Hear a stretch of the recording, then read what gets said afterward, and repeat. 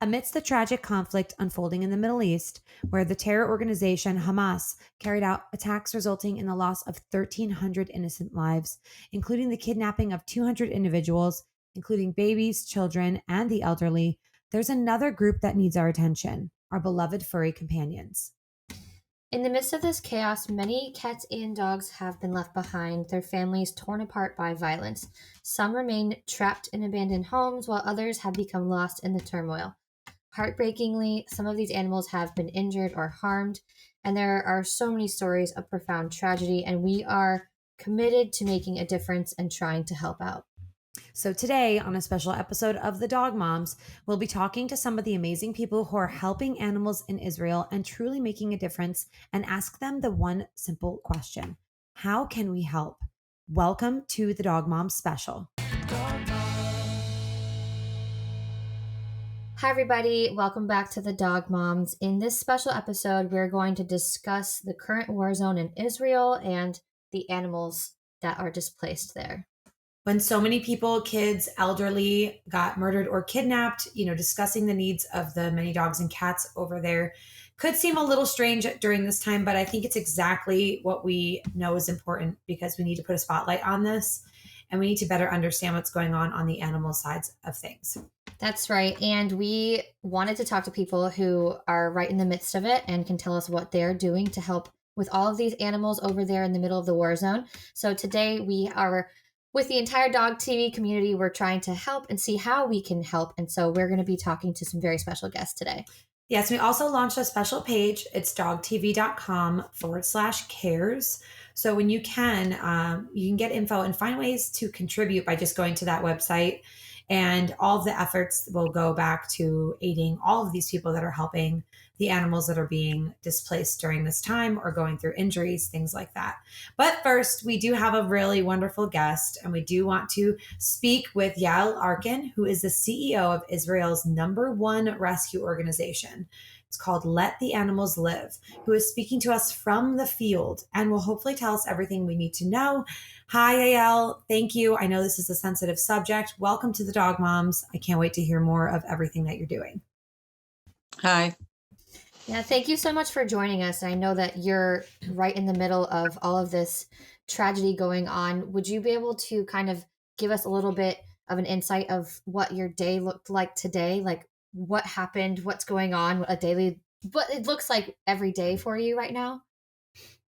So really today is like every day since the 8th of October in the morning, when we realized what's going on, because, in the 24 hours, the first 24 hours, we were in shock and we really didn't know what's going on. And more news came to us and we understood we are in the middle of a big Holocaust, Yeah. something terrible is going on.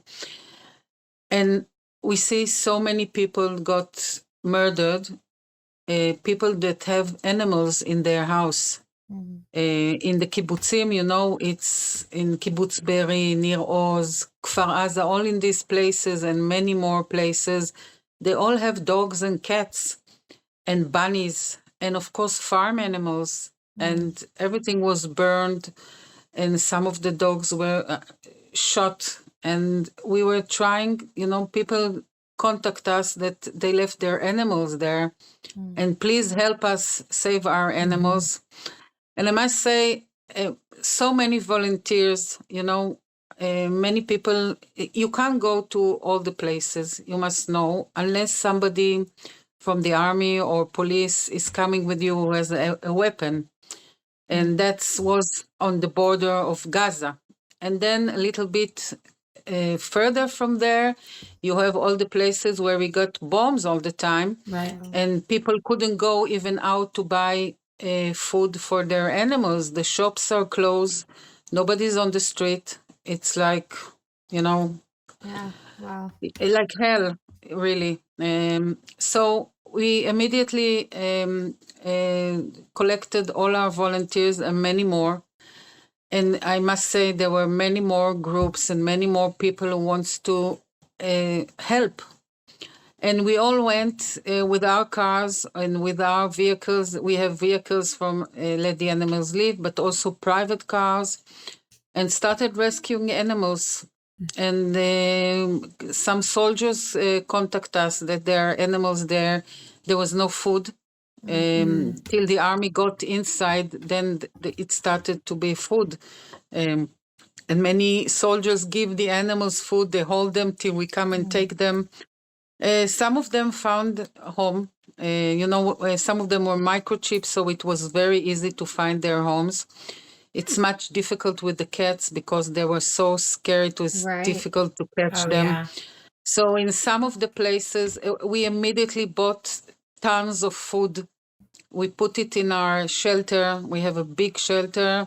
We have a big place there, and we put tons of food to give to people in those regions, the ones that stay there, or to give the soldiers so they can put the dogs or the cats the food.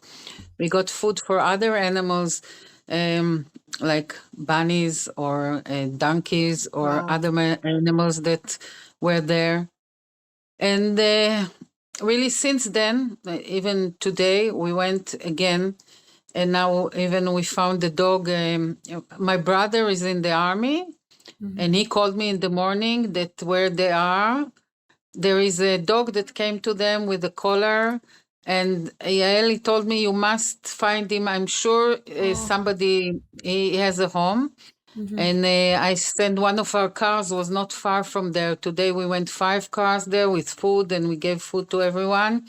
In some places, we just go and put cat food, for 3-4 days, and then we go again to put them, of course, water too, because it's still hot here during the day.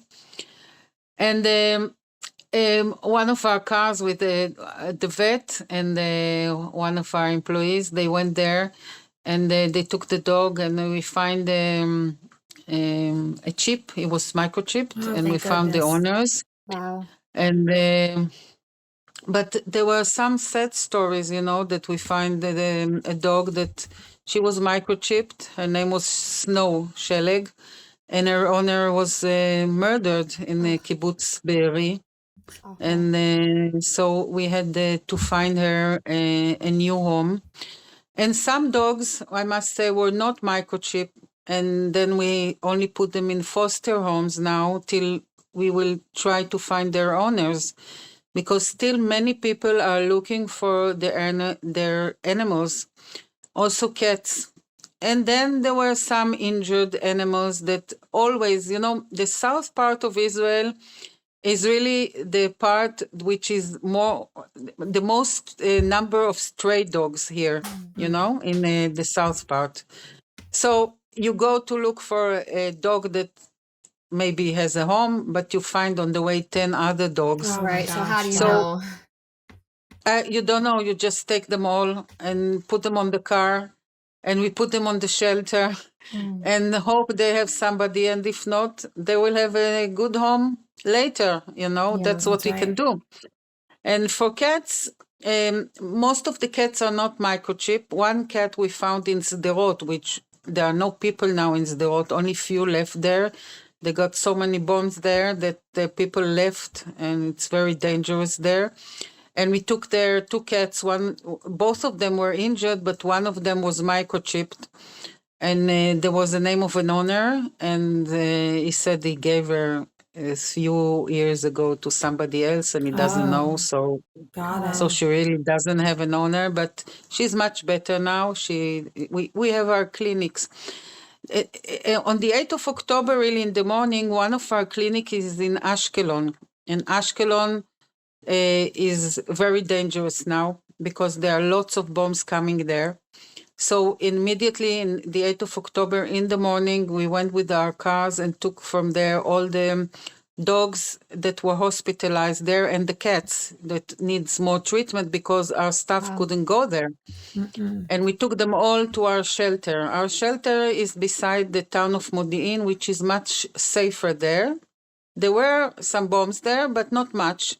So we put them all there. And we have also another big clinic in Ramat Gan, which is beside to Tel Aviv. So we put some of them there. And now we are full, not 100% like we are always. Now we are about 120%. But I must Wow. say that during Friday and Saturday, many people came to adopt a dog or to foster a home, Really? a dog, That's and wonderful. also cats. So it's much better now because I think during this weekend we found homes and foster homes for 25 dogs, Wow. which and a lots of cats too. We have a project beside Tel Aviv in an elderly home where old people live there, and we have 2 rooms there for cats, which they can volunteer there. So we took the cats from Ashkelon and the ones that don't need treatment, and we put them there. And since the beginning of the war, we found almost 15 cats already found homes. Oh, wow. Do you Yeah, think that so that is partially because people are, feeling like they want that comfort from animals as well? Like, are you seeing? Because I'm actually surprised to hear that people are adopting animals in the midst of everything. Do you think that that's because it kind of provides that extra love and comfort that people are looking for right now? listen, I think like in COVID, I don't know, I know also in the States it was like this. People were coming to adopt dogs, especially dogs, but little bit cats during COVID because they were all the time at home. It gives them comfort. The children are at home, and it's good for all the family. And Yeah. what happened after COVID? Many people surrender the dogs. Right. So I Yeah. hope this will not happen now. I hope these dogs are going for life. But it really helped us because so many animals came to us, and if you want to provide them good conditions and take care of all of them, you must need help. And I think it was very good that the people of Israel really come to help us and to volunteer. I think we couldn't answer the telephone. There were so many calls and so many WhatsApps.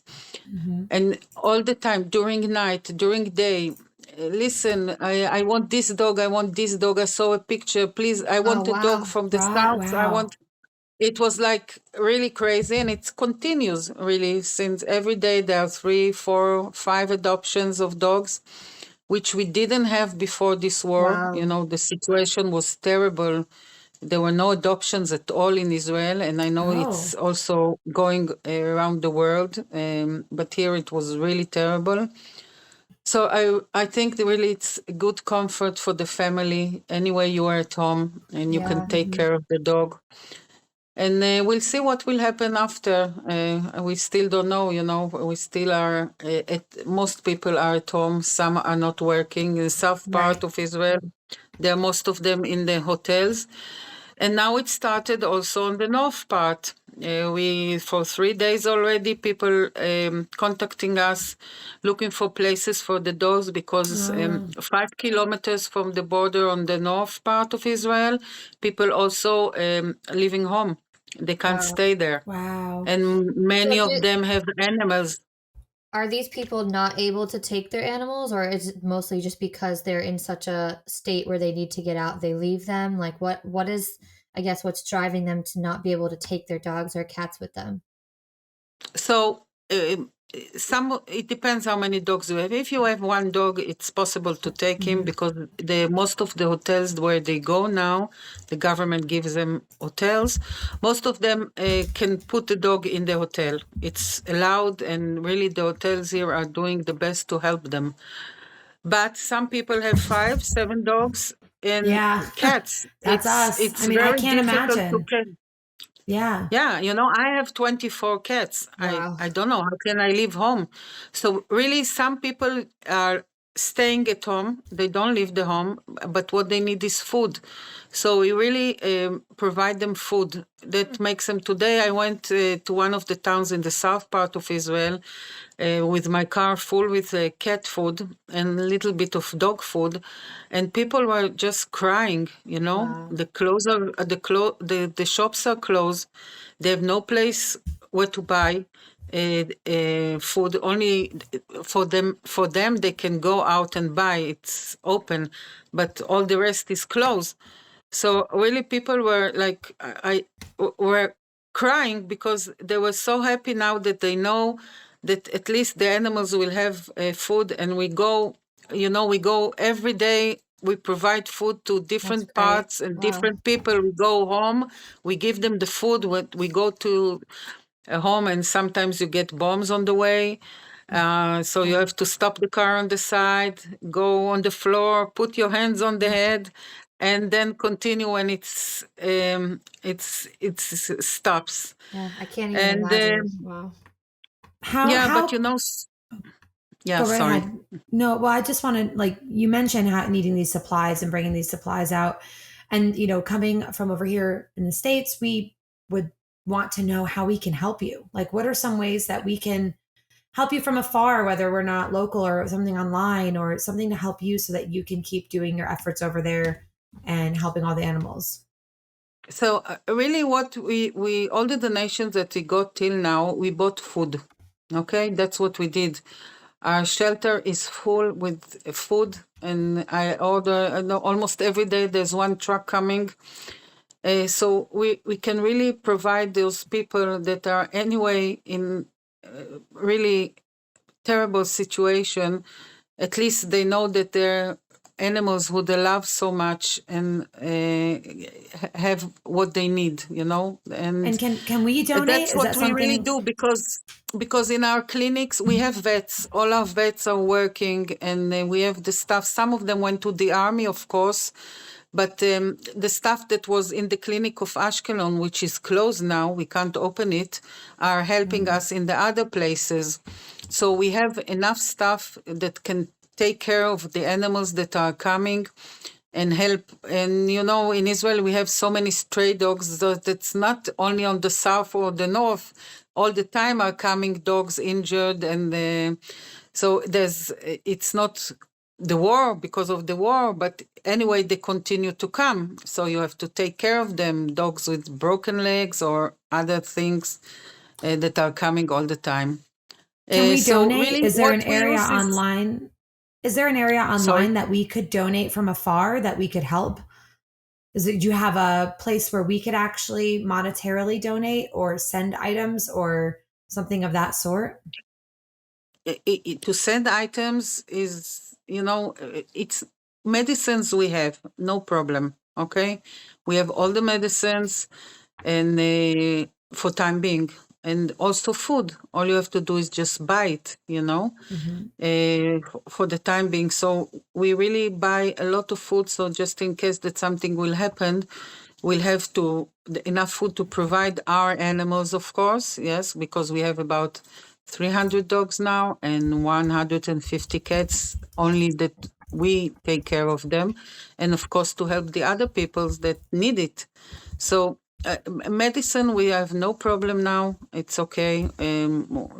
We can buy everything here, no problem for the time being. That's great. I know that we're setting something up with DOGTV, which is to help donate to uh, fuel your resources for these animals and all the animals you're rescuing. And so, for our listeners that are wondering how they can get involved and help out with Let Animals Live and different rescue organizations, dogtv.com/cares. We're going to be putting up links there so that you can donate to some of these causes and to be able to help some of the animals in this area of everything that's going on with Israel. But Yael, this has been such an honor to talk to you, and I'm really grateful that you were able to take some time out of your day to chat with us and kind of let us know what's going on. We are so sorry for everything that's going on, and we are trying to think of ways we can help. And I know all of our listeners are thinking the same. And so we do appreciate you kind of giving us a little bit of an insight of what it looks like there, how you guys are helping, and what you're doing is incredible. And I can't believe that you guys are able to help so many animals. Like that's incredible in the middle of what you're going through, that you're taking the time to make sure that those animals get taken care of too. But I we just know, want to really what I think? I think that, they asked me one on an interview in the radio, they asked me, in time like this, who thinks about animals, yeah, And I say, so we true. do. And I tell you why, it's not that just I love animals, and what they do to me in these times is like they help me come through Yeah. all these terrible things that we see on TV and we hear. A few friends of mine died, was slaughtered Wow. really in this, and we're going from a funeral to a funeral. But also the people that were rescued from these places, some of them or a lot of the people had animals. They love their animals, and this is very important for them, Yeah, that that's so true. they continue to pet them and to love them, That's so and true. really it makes them feel much better. So this is why animals are so important.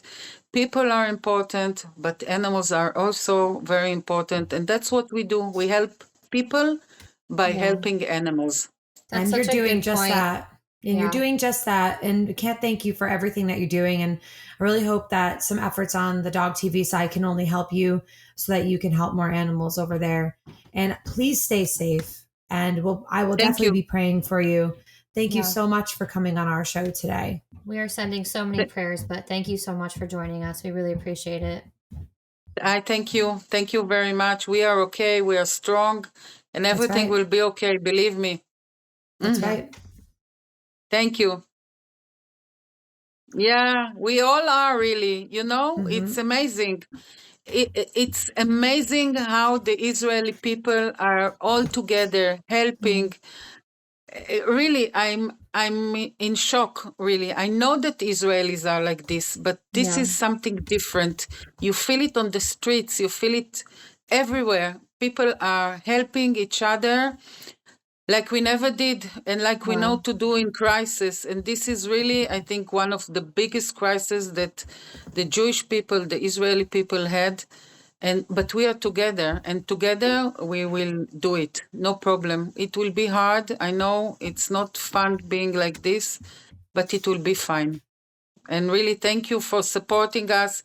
It really helps us a lot. Even when we saw Biden here, it was Yeah. like, oh, God is coming to help us. So really, it makes Anything us we very can do. strong.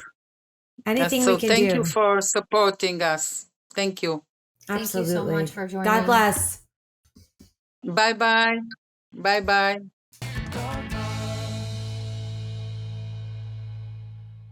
Well, thank you to Yael Arin, the CEO of Let Animals Live, Israel's biggest rescue organization. We are hearing about so many animals that have been injured and they're needing medical attention, and they still do. And so we really wanted to get more information about that, how we can help. And so we're going to speak to a veterinarian in the field. Her name is Noah, and she's an Israeli veterinarian that is working in the south of Israel to help some of these animals. So thank you, Noah, for coming to the show. Can you kind of give us a little bit of insight as to what your day looks like and what you're dealing with over there? I'm not really working as a vet these days. I'm more of a delivery person. We deliver food all around south of Israel, dogs and cats that were either left behind and need someone to feed them, and either people that can't leave their house to get food for their dogs and their cats. They're either too scared, or the pet stores are definitely closed, so they're kind of stuck. So we deliver food for their private dogs and cats, and mostly we deliver food for community cat feeders. These guys, well, they feed in a routine day, I don't know, maybe 50 or 100 cats, each one their own cats on their streets and on adjacent streets.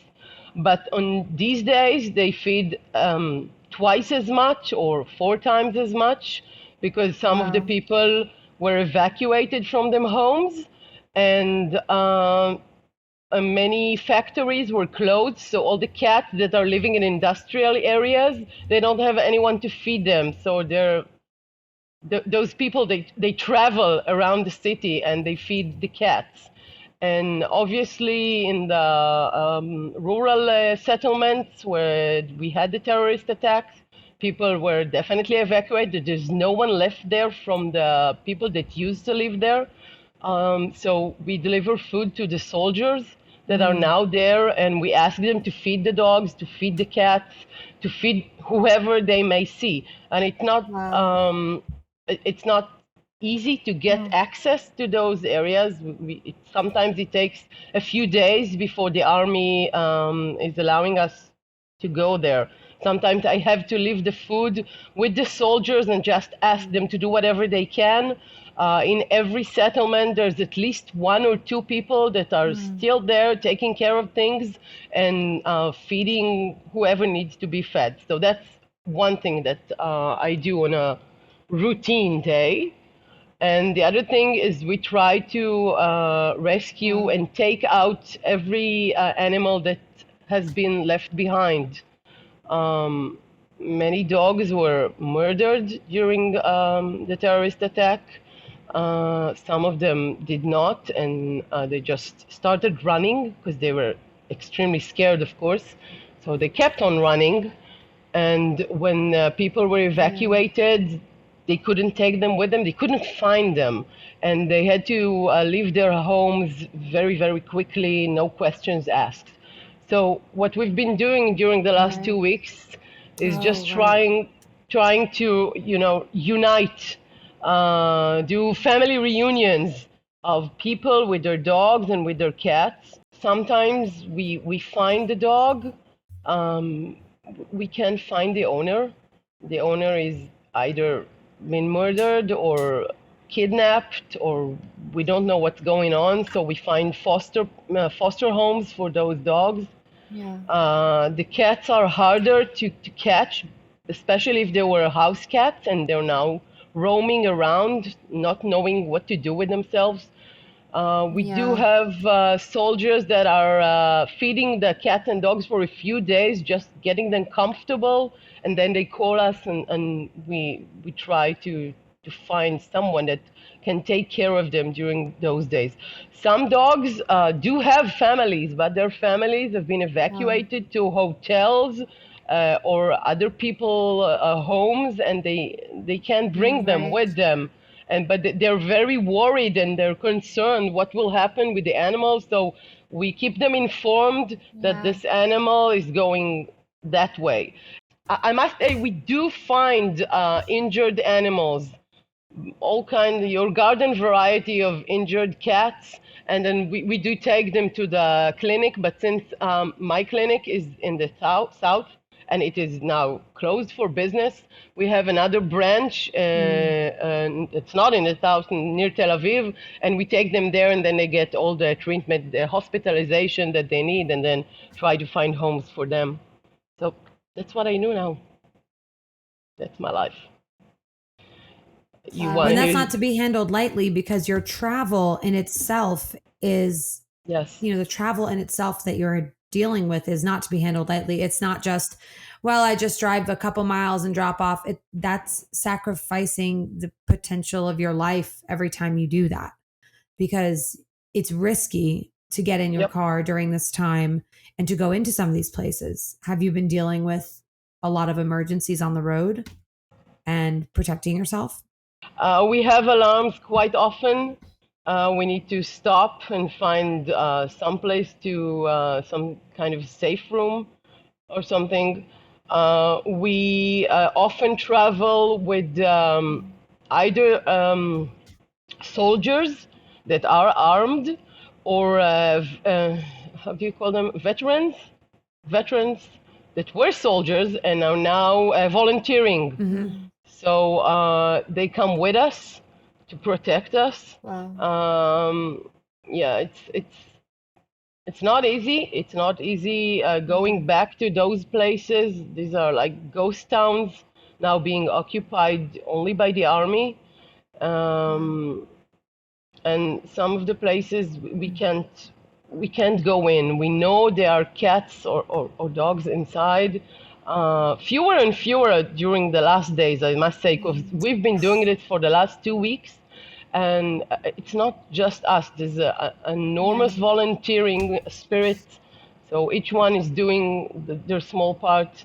I had there was one family that were in the middle of all the terrorist attack, and they had to leave their home, and they left the cat, and the woman was practically begging us to go and get her cat, but it was just we couldn't get there. No one could.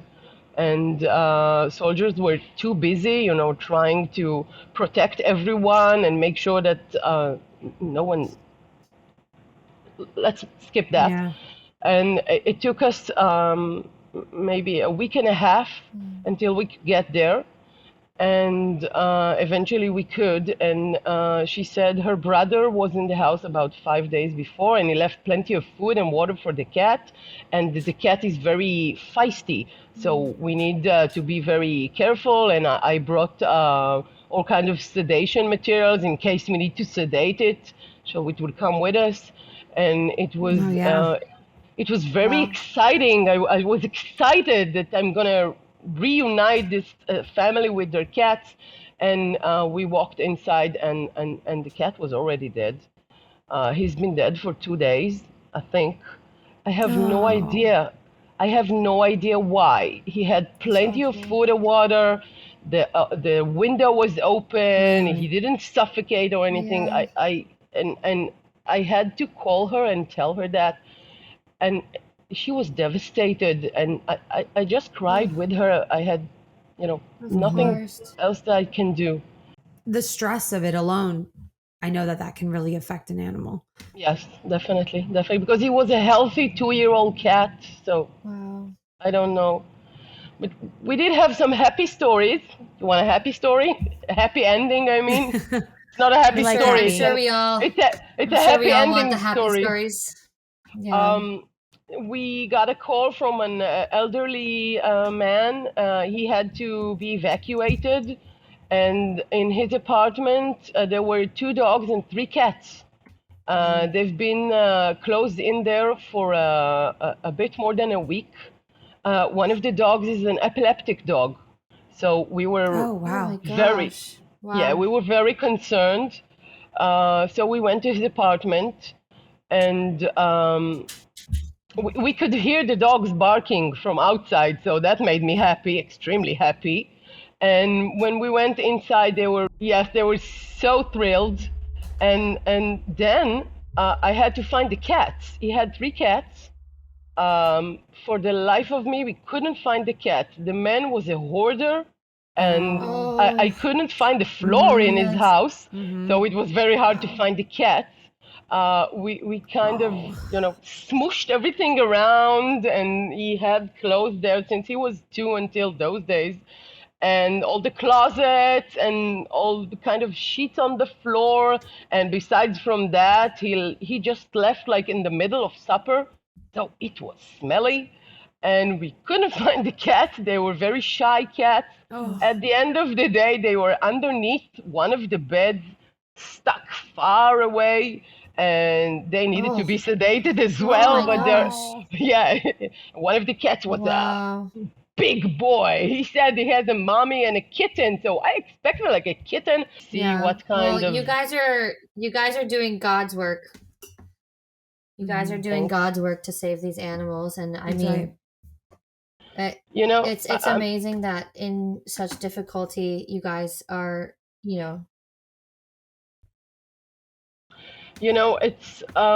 it is important, and I do feel that we really need to do that, because someone needs to think about the animals as well. I know their families do, and so I feel that we're helping people and animals as well. But I must tell you that it helps me on if I wouldn't do that, I would sit around at home and watch television and the news all the time. And this is it's a soul-crushing situation, and I sometimes I just can't stop crying. So I need a purpose. This is giving you a purpose. Yes, I need a purpose. That's I right. need a reason This is to get a up. purpose. This is an important purpose. Of course, for me as a You're vet, doing it is a exactly that. very important purpose. And I know many people are volunteering, each one in, in their own unique way, in their own unique. People are cooking food and transporting food and a lot of food because we're Jewish and we take comfort in cooking and eating. So it's what we do. And people are driving all the artists in Israel and going to sing and, just try to get people out, people's mind out of the situation. And people are sending letters, children are sending letters, and each one is doing, the best they can under the circumstance. Well, by helping these animals, you're helping people too. True. I agree. It's true. You're not you're caring for the animals and you're reuniting families if you can. I mean, True. that's probably what everyone wants to feel right now, is a sense of having their family and that belonging. And by bringing some of those animals back to those families is enough to fuel a purpose for a lifetime. True. And so even if we're not reuniting them, but the fact that they know that someone is taking care of their family member that's, four-legged, it's enough to ease their mind at that point. I think we're doing our job by doing that, even this Absolutely. part. Thank you, Noah, so much for coming on today and talking with us. I really appreciate you taking the time and telling us how it's been like to be in the field, doing the transport, getting into the thick of it to help keep those animals alive, to take those animals out of those homes and to find their way back home if you can, and to find them a new home if they can't. And so I know it's probably very taxing on you. And I just want to say thank you. I hope you're taking care of yourself because you give so much, but make sure you do take care of yourself too. Sure. Yeah. Thanks you for having me, guys. Good. Okay, thanks. Bye. Yes, thank you so much for being here today. Okay. Thank you, Noah. And as a reminder, we are on a special episode of the Dog Moms discussing the war in Israel and especially the animals over there. Remember that you can help. Just go to dogtv.com/cares and get involved with helping animals in need. So far, we've talked to the head of the biggest rescue organization in Israel. We've talked to a vet who's working with the same organization. And I think that it'll make perfect sense to speak to someone else who's volunteering, working day and night to help animals, working with lots of different volunteers to make sure that all the cats, dogs, birds, and other animals are getting what they need, especially foster homes, until the situation with their loving families is cleared up. So for that, we have Shira from the Emergency Shelter Project, or Dogs and Heroes. You can check them out, who is working really hard to rescue hundreds of dogs and different animals that have been left behind in the war in Israel. So thank you, Shira, for joining us. We really appreciate you taking the time out of your crazy busy day rescuing animals to chat with us. And we over here in the States, we want to know how we can help, what's going on, what it looks like for you, because it's absolutely devastating watching this unfold, and we want to be able to do anything we can to help. So first of all, thank you to the show. And can you tell us a little bit about yourself and the organization that you guys have started? Yes, of course. I was warning before that I lost my voice in day 6 or 7 of the war. But I'll try to be as clear as I can. So yeah, I'm Dr. Shira Yashfe. I'm a veterinary doctor by training and by practice. And I'm also a wildlife conservationist and a specialist in illegal wildlife crime trade. Wow. And I guess in peaceful times, I'm working as the head of the director of wildlife crime and international policy for the Cheetah Conservation Fund. It's a foundation that an NGO that works in Africa. But when the war broke, of course, I was here in Israel, and I'm sorry, it was a very long day. But when the war broke, basically within, I think, 24 hours, the same night even of the 7th, me and a couple of friends realized that animals would have a lot of, unique needs, let's say, that would need addressing in this time.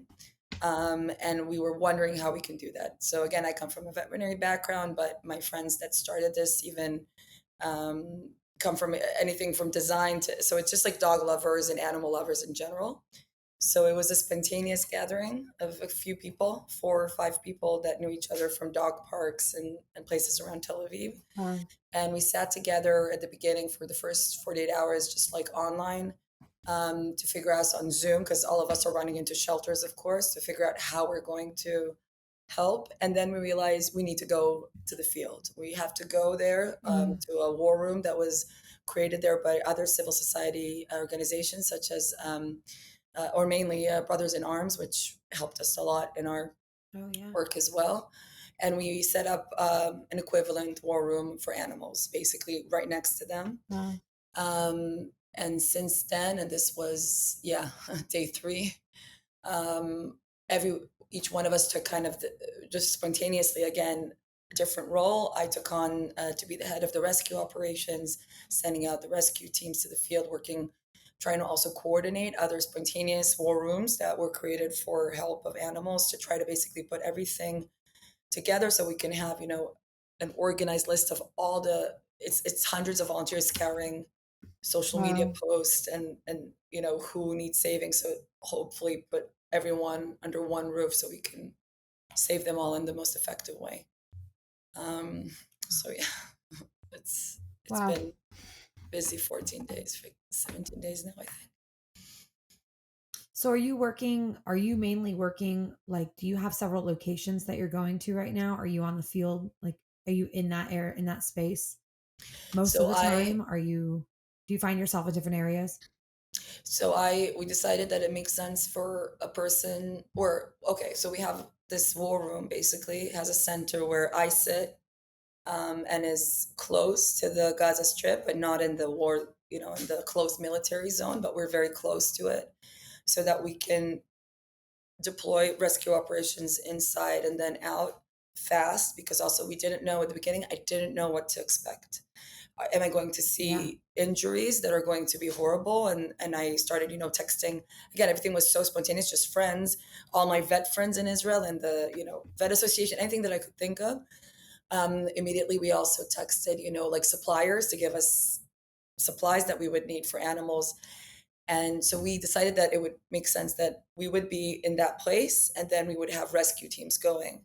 And right when we arrived there, we actually found 2 amazing, amazing women. Amy and Michal are both veterinarian, and one is like a trainer, that spontaneously on their own went, even without this apparatus of Brothers in Arms and everything that went there, said, I need someone to come with me with a gun, and we're going in. Wow. So they gave us a lot of intel from what's been happening there. And since then, we decided that I would sit there with a few volunteers, and then these groups are coming, and we're servicing, quote unquote, the entire Gaza Strip. We have another, there is another war room that was created in the southern part of the Gaza Strip that we collaborate with. They're amazing. Also, Gary and Ziver veterinarians that are there. And we're honestly, within days, we had an apparatus of hundreds of animals and volunteers that are being, funneled from the Gaza Strip to this center or the southern center. And then we have a whole list of volunteer foster homes and, and shelters that would be willing to accept them. So are you finding that a lot of these animals are coming without owners? Are you finding that a lot of them are... Yeah. And that is something that is super important for us. We assume, until proven otherwise, that everyone has an owner, even if it looks like the cat next door that all of us have, because the last thing that we would want is to have obviously all of us here, dog moms, I'm sure, and myself as well. These are family members, so we don't want, God forbid, for us to rescue someone in a moment of our rescue teams are there under fire.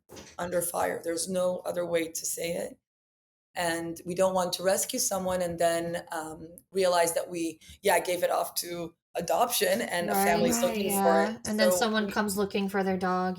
That's like the worst thing that we can think of. So what we want is safety first, of course, for them to be in a safe space, and get the veterinary care that they need. And then we have, again, a whole system of how to identify and match owners that posted to, and we even talk with, the heads of the communities, because a lot of these dogs are not, and again, it's not only dogs. We rescued wild animals. We rescued sheep and goats, hyenas, parakeets, anything that you can think of, snakes. Really, we're of course, there's not a lot of room for jokes these days, but we're joking that we did a really good job. Like, we're animal control. Like, there's nothing there left. Even probably there's like 2 cockroaches that are still there. Oh no! Oh my gosh! And wow. So where are you guys? You guys are rescuing these animals. What's, I guess, the next step? Like, are you running out of space for them? Are you running out of supplies? Like, how does that work after you're able to actually rescue some of them? So again, that was also something that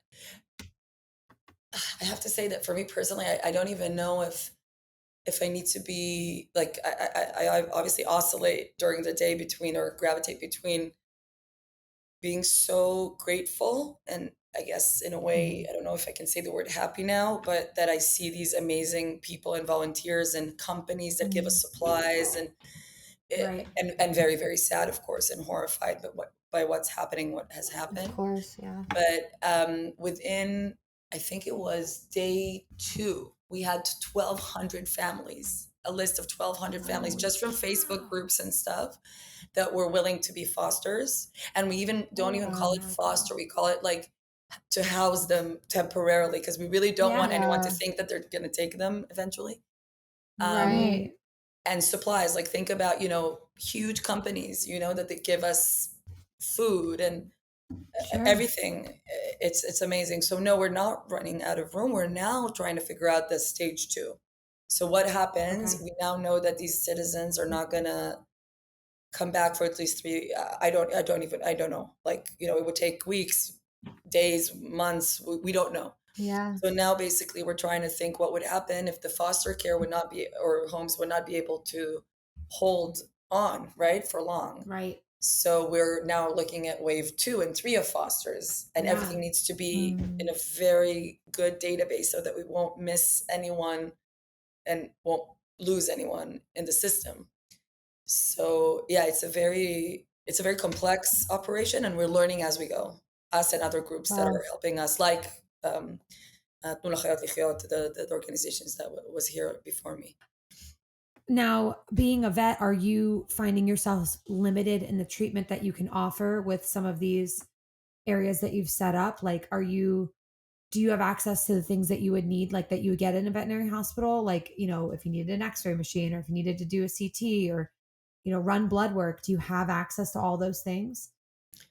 Yeah, that's a really good question, because I think that usually in us as vets also, we know that, even field medicine in any case, right? Even when you service or you try to, support stray cats, it's very different. Or even when I work in Africa, it's like very different than what you have in a hospital and, calm. Right. I'll say 2 things. A, Israel is small, is very small. So luckily within 30 minutes, we had a few cases that I had to bring to a hospital, because they needed that intensive care. The hospital also contributed their time and their resources in Ben Shemen, amazing people. And so we're small. So luckily within 30, 40 minutes, you can bring them to the hospital. That's worst great. Case. But you need to have people that are not afraid to drive. When you have, I myself was driving, and then, you can have 1, 2, 3 times in a drive, even every day when we go to the field, alarms, and then you need to go out of the car to be down on the floor. And then you have an injured animal in the car. It's not that easy, but luckily we mapped. One of the first things that I did when I came is to map all the veterinary clinics and all the veterinary centers around us, and the safe zones are not, talking with the military. That helped us a lot to understand where to bring them. But I'll also say that we have an amazing veterinarians that came, and basically we built almost a clinic there, and now we have another clinic not far from here, really close to us, that can take them. The second thing I'll say is that they're not as injured as we thought they would be. And that was a surprise. And then after a while, when I see dog, cat, parakeet, doesn't matter, after parakeet come and they're okay, they're traumatized and stressed, but they're okay-ish, I'm like, Right. what's happening here? And then I realized that there's a huge bias because the the ones that were injured severely, by the time, even though we worked so fast, but 48 hours is enough for you to die of severe injuries. So I think that they either died, before, many were shot by the terrorists, Right. many. And many, I guess, were also, now we're seeing them. So now we're at the last bit of the rescue operations, and what we're seeing is more injured because they run away. They're not like humans that maybe would ask for Yeah, help of if course they're they injured. do. They hide. So under fire, literally now I have an operation going on, and you can see them looking underneath chairs and military vehicles, and they see an injured dog, an injured. So I think now we'll see the injuries. Right. Yeah. So what can we do from here? There's one thing that we constantly feel, and that's pretty helpless in certain circumstances, and especially this one. What can we do to help you from afar? Is there anything that your Yeah. organization has set up? It's a tough one because I can imagine what I would have, what I would feel if I were outside wanting to help. I think that the best thing, look, there's a lot of things I don't even want to talk about because I think they're very difficult. What we saw happen to animals and keeps happening to animals. I don't want to even talk about everything. I think the one thing that I would say is that the things that they did to humans, they did to animals as well. Every single thing of the spectrum. And I know that sometimes, especially now when, and again, this is not the time for, it's just the time to rescue as many souls, right, that we can. But I think the one thing that is important is to understand, the world that would understand that this is horrifying. So like the awareness is the number one thing I feel that we currently need, that this is horrifying. I've never seen something like this. And to see it also with, it's cross-cutting. Everybody likes a cuddly, animal. Of course, also children, but I don't understand like how there could be any other message coming out of this, but that this is a terrorist group like ISIS. This is absolutely horrendous. The other thing And is spreading that awareness. just spreading that awareness, because I know that there's a lot of fake news going on there, and I haven't watched the news. I don't know what's going on. I know that I'm called to the north to set it up there. I don't know even why, because I've slept 4 hours on average. I need to watch it now maybe. But I know that there's going to be a point where I can guess the world would say, why is Israel, responding or whatever? And again, my politics are very left wing. I don't see this as a problem with us and the, Gaza people. I see Hamas as ISIS, and it's horrendous. And any animal human lover, yeah. So it's basically the awareness, and on a one-on-one basis is this support, of course, is very important. And there would be a point there would be a point that unfortunately, donations would need to come in, because we're not even thinking now about fundraising, but there would be a point where over 1,000 people were murdered. Not all families would be found, right? I'm sorry that I don't know even the final number, because I haven't been watching the news since then. But it's a matter of, I mean, it's gonna happen. It's going to be a fact. It's a devastating reality which no one wants to accept, but do you also have a site for people to learn more about what you're doing? Do you have a website people to go to? Yeah, so we're building it now because, again, we're not an NGO, but we would want, because we have hundreds and hundreds of animals in foster cares to support now. Maybe I think we're now talking about forming one, and we're called Dogs and Heroes. Again, a name that we invented in the last couple of days, and I think we would have one soon, probably Dogs and Heroes. Okay. Well, we'll be sure to list that on the DOGTV website /cares. We'll be sure to list that and get your information out there. So when it does come the time that you are actively seeking donations or homes, if we can help from afar, we want to be able to spread that word worldwide. to help you on your mission and hopefully offer you some relief in the areas that you really That need. would be great. I can't thank you enough for meeting with us today. I'm sure you are exhausted. And Yeah, sorry, I'm you just need very to get sad good rest for yourself. and tired, but I'm sure that I hope that it made Yeah. sense. Yeah. That's nothing you need to apologize No, for. don't We're just really apologize. grateful that you took time to chat with us so that we can be more aware of what it's like being And share there your and story.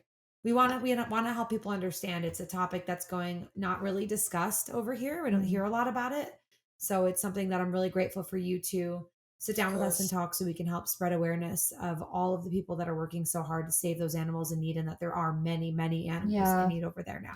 And maybe if I could it's say, really encouraging to hear that you guys are caring for the animals as well too, because they're also going through a lot. So it would just really thank you for putting your heart out there in such a terrifying time for sure.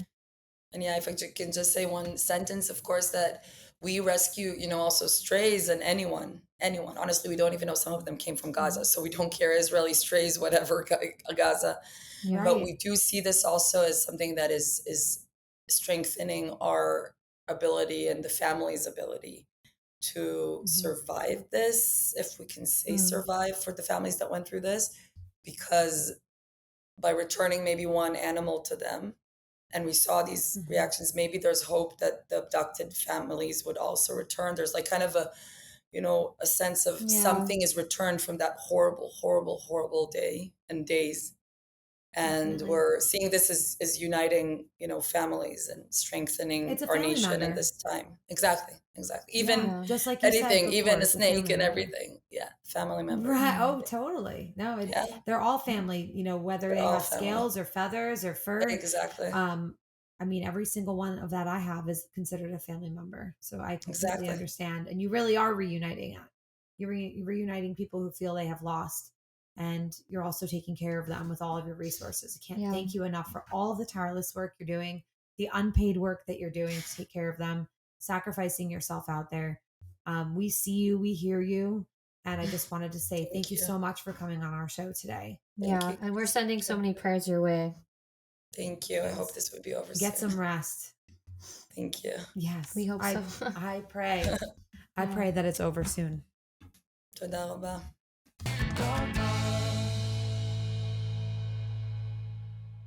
Well, that's all for today's special episode of The Dog Moms. Before we go, we wanted to take a moment to remind everyone about this truly heartbreaking situation, but we can all make a difference. DOGTV has partnered with Let the Animals Live, Israel's premier animal rescue organization, to help these furry friends get the care, food, and shelter that they desperately need. So everyone, please take a moment to check out the links in the videos that we've shared in the page dogtv.com/cares, even just to bring more awareness to what's going on there. Your support can provide comfort and hope to these innocent animals during this difficult time. And a big thank you to all of our listeners who join us in making a positive impact in the lives of these animals and helping us support the bigger cause to hopefully help everybody over in Israel and all the animals in need.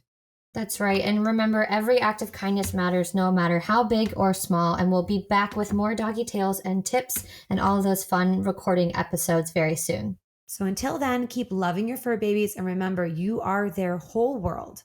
Thank you for tuning in to the Dog Moms. Take care, everyone. Bye. Bye.